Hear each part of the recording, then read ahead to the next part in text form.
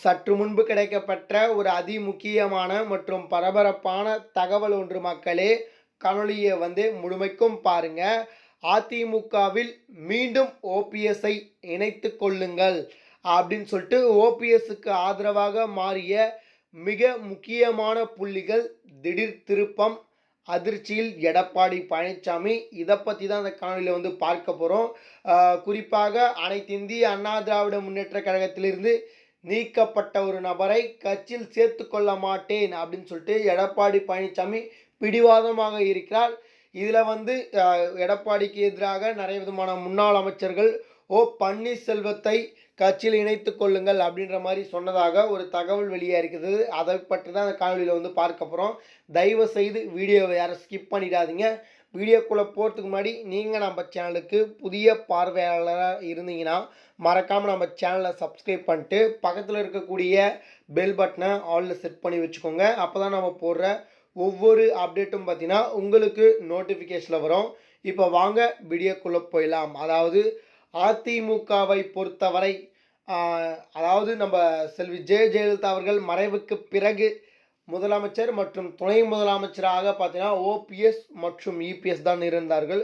குறிப்பாக இபிஎஸ் அவர்கள் முதலமைச்சராகவும் துணை முதலமைச்சராக நம்ம ஓபிஎஸ் அவர்களும் பார்த்தீங்கன்னா இருந்தார்கள். அதற்கு பிறகு பார்த்தீங்கன்னா எல்லாமே பார்த்தீங்கன்னா தலைகீழாக மாறிவிட்டது அப்படின்னு சொல்லிட்டு சொல்லலாம். அதாவது ஒற்றை தலைமை அப்படின்ற ஒரு நிலையை பார்த்தீங்கன்னா கையில் எடுத்து ஓபிஎஸ்ஐ கட்சியிலிருந்து ஒட்டுமொத்தமாக நம்ம எடப்பாடி பழனிசாமி அவர்கள் பார்த்தீங்கன்னா நீக்கிவிட்டார்.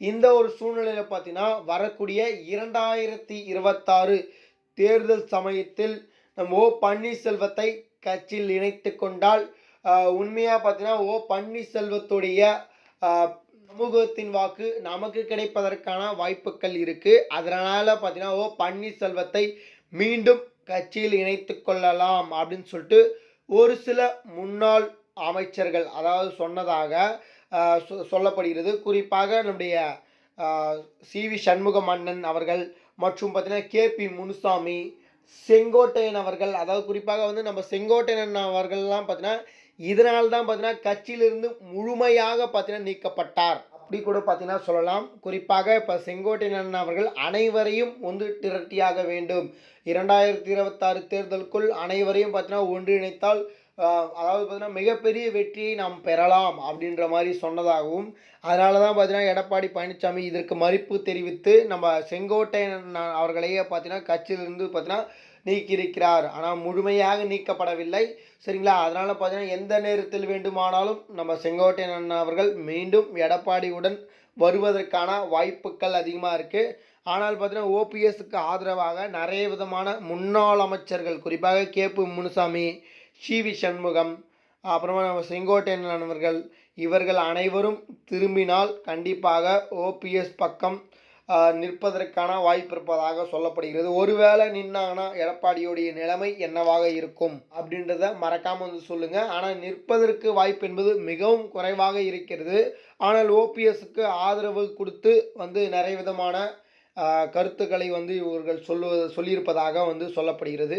பொறுத்திருந்து பார்ப்போம். இதுபோல சுவாரஸ்யமான அரசியல் உண்மை நிலவரங்களை நீங்கள் உடனுக்குடனே தெரிஞ்சுக்கணும்னு நினச்சிங்கன்னா நம்ம சேனலை மறக்காமல் சப்ஸ்கிரைப் பண்ணிட்டு பக்கத்தில் இருக்கக்கூடிய பெல் பட்டனை ஆலில் செட் பண்ணி வச்சுக்கோங்க. அப்போ தான் நம்ம போடுற ஒவ்வொரு அப்டேட்டும் பார்த்தீங்கன்னா உங்களுக்கு நோட்டிஃபிகேஷனில் வரும். நன்றி மக்களே. அடுத்த வீடியோவில் சந்திப்போம். நன்றி, வணக்கம்.